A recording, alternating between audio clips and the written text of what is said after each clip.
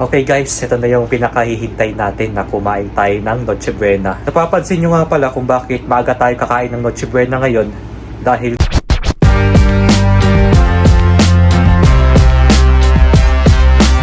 good morning po sa inyong lahat. Time check muna tayo. 7:30 na ng umaga. Bale, papasok na ako sa work ngayon. Weather check muna tayo. 2 degrees Celsius na po dito. At nagdala na ako ng gloves ko para sa kamay ko. Kasi nga sobrang labig pag nagbibisikleta tayo. So Tuesday nga po pala ngayon at meron pa tayong 4 na araw bago na yung bakasyon natin. At excited na ako sa bakasyon natin ng 1 linggo hanggang magbagong taon na po yun. So sa ngayon mag-work muna tayo para meron tayong babaunin pag magpapakasyon tayo. Okay po, magbabike na ako para makapasok na tayo sa work ngayon habang maaga pa. Pahinga lang muna tayo saglit dahil nga nakakapagod magbike lalo na pag ganito kalamig ang panahon. Buti na lang at hindi kasi masyadong nag-i-snow dito guys kasi hindi siya hassle. Mas hassle talaga pag nag-i-snow ng malakas dito dahil unang-una mahirapan kayo magbisikleta. Tapos yung tanging gagawin nyo lang pagpapasok sa work, pag medyo malapit naman yung company ninyo mula sa bahay ninyo, maglalakad lang kayo. Pero pag sa mga malalayo naman, no choice po kundi sumakay kayo ng bus or iba pang mga transportation na meron dito sa Japan. Kaya kaya mas okay po na hindi nag-i-snow dito masyado para hindi hassle. Kasi ito rin yung nag-i-struggle din sa atin minsan pag umuulan ng yelo dito. Talagang mas mahirap lalo na pag gising natin, mas mahirapan tayo dahil di sa sobrang lamig ng panahon. Nakarating na ako dito sa work ko ngayon at mag-iwis muna ako bago tayo bumaba para po makapag-start na tayo sa trabaho natin. Kaka-out ko lang po sa trabaho at binabalak kong pumunta muna ng grocery bago ako umuwi ng bahay. At titingin ako ng cake, sana meron pang available na cake na 1 buo para sa bisperas ng Pasko bukas. Dahil bukas po ay bisperas na ng Pasko. Bale, sisimplihan ko lang yung pagluluto ko ng handa bukas dahil may pasok pa kasi tayo ng 25 which is Pasko na yun. Dito po sa Japan, hindi po uso ang holiday dito pag Pasko. Kaya karamihan po sa kanila, kahit na Pasko, pumapasok pa rin ng trabaho. So, kasama rin tayo doon. At weekdays kasi ang Pasko, ibig sabihin doon may pasok tayo. So, ito po yung cake nila dito guys. Medyo maliliit lang po yung size dito. Kaya kinuha ko po yung mas malaki na nag-iisa na lang. So ito po yung nakuha ko. Ayan. Wow! Nasa 2,000 yen mahigit po. Kaya sakto talaga. Dahil nag-iisa na lang po. Buti na lang naabutan ko pa. Para meron tayong kainin para bukas. Time check muna tayo. 6:35 na ng gabi. Bali kakauwi ko na ng bahay at naabutan na naman po tayo ng ulan kanina.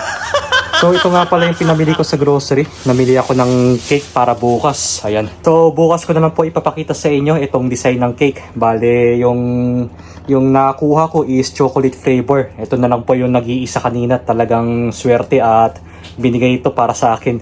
Tsaka bumili na rin ako ng 1 can ng beer. Dahil nakakaramdam na naman ako ng sakit ng katawan. So ayun po, kakatapos ko lang kumain ng hapunan. At magsasagot muna tayo ng mga comments dito. So bago tayo magsagot, meron akong beer dito para mainom natin ngayon. Asahi Super Dry. Ito po yung paborito ko kasing beer dito sa Japan, itong silver. Dahil hindi po siya masyadong mapait at masarap po ito sa lalamunan. Ito na po. Kanpai Otsukaresama desu. Sarap talaga pag malamig. Mula kay Sir Joe Mick 3306, ang sabi niya, saan ka gagala sa Christmas and New Year? Okay po, isasagutin natin ito. So sa Christmas, wala po akong pupuntahan kundi sa work lang po.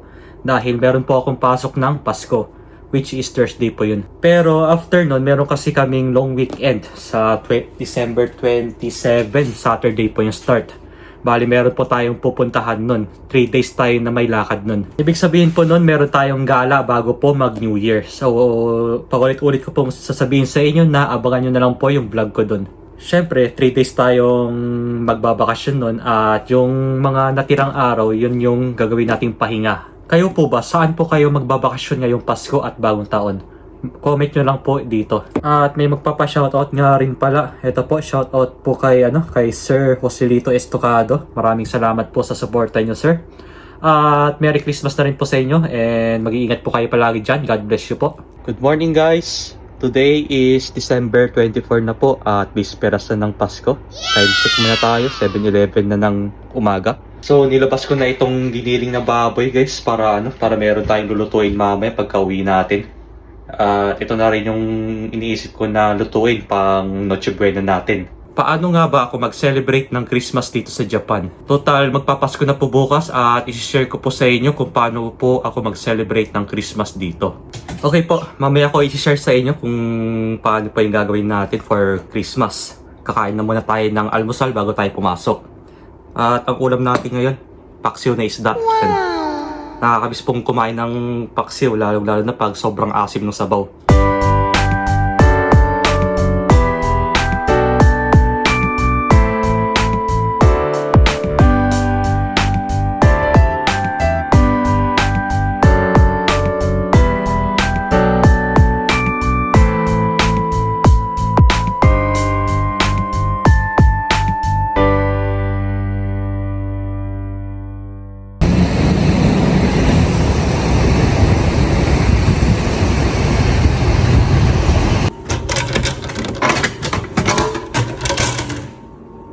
Time check muna tayo, 5:30 na ng hapon. Bali kaka-out ko lang sa trabaho at medyo mabigat nga lang tong bag ko ngayon at ipapakita ko sa inyo kung ano yung binigay sa amin kanina. At pauwi na rin ako ng bahay para makapagluto na tayo ng kakainin natin ngayong Noche Buena.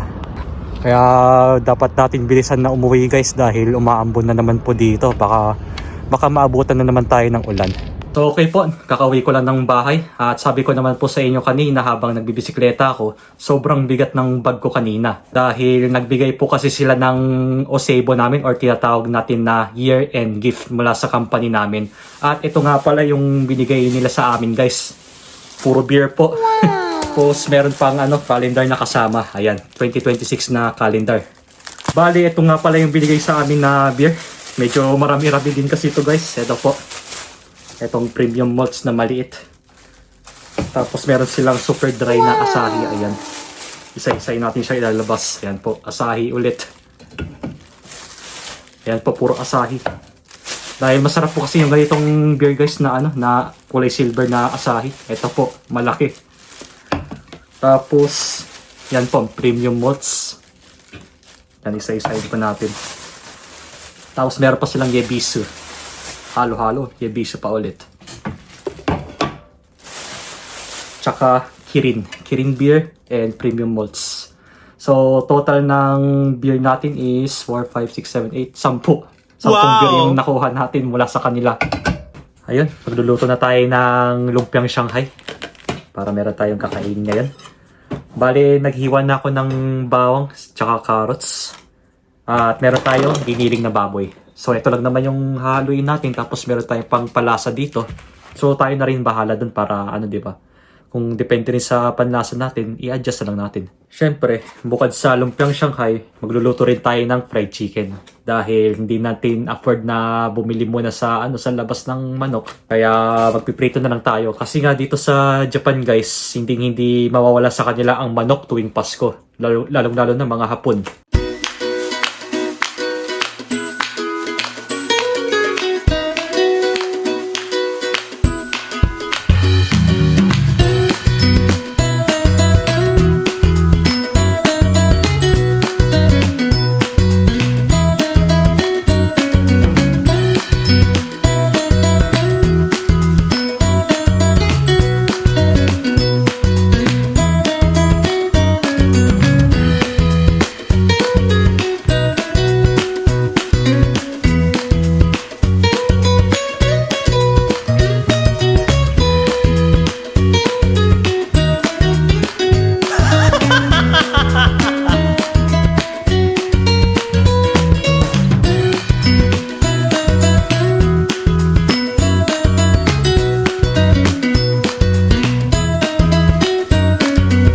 Okay guys, ito na yung pinakahihintay natin na kumain tayo ng Noche Buena. So time check muna tayo.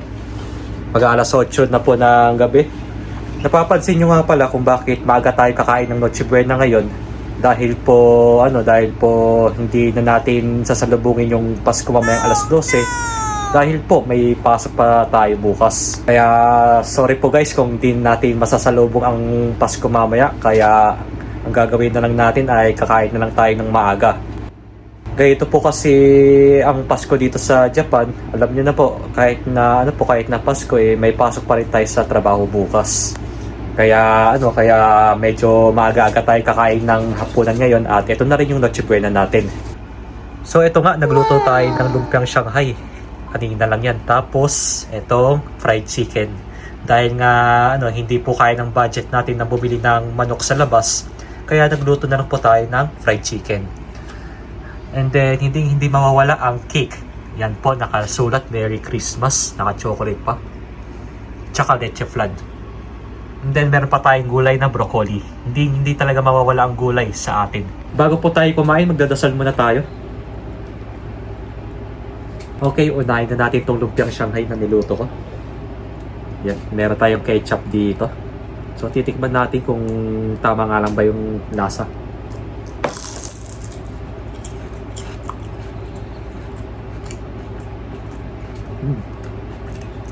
Okay siya ngayon.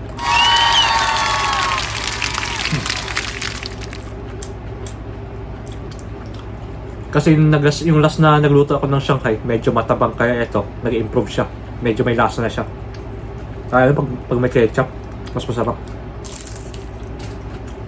Sarap. Tapos ito namang fried chicken. Titikman natin.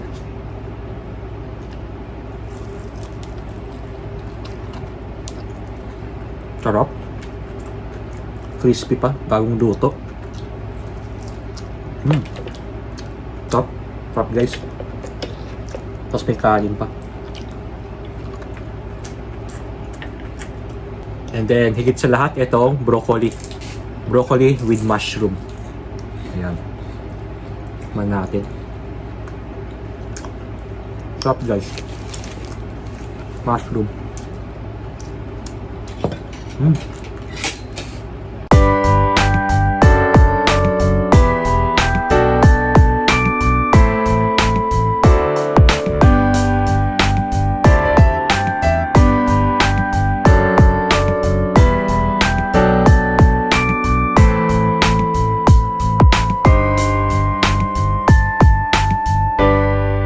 Okay, so bale ito muna yung una natin kakainin guys na nakadikit sa cake kanina na Merry Christmas. Ayan. Actually, chocolate siya. Sarap pa. Hindi na siya chocolate, may kasama pang strawberry. Yung lasa. So, tikman na natin itong cake. Ayan, chocolate cake siya actually.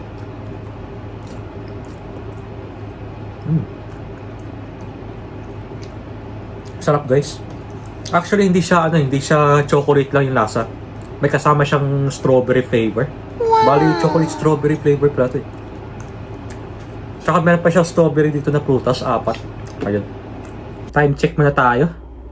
9:26 na ng gabi. So, ayun, matutulog na pala ako ngayon. Sorry po ulit guys at hindi natin masasalubong ang Pasko mamaya kasi nga may pasok pa ako bukas. Sana sa next year, maka-celebrate na tayo at masalubong na natin ang Pasko. Pero ang importante, nag-enjoy naman po tayo dahil masasarap naman po yung mga pagkain natin kanina. Kayo po ba? Anong handa nyo ngayong Pasko?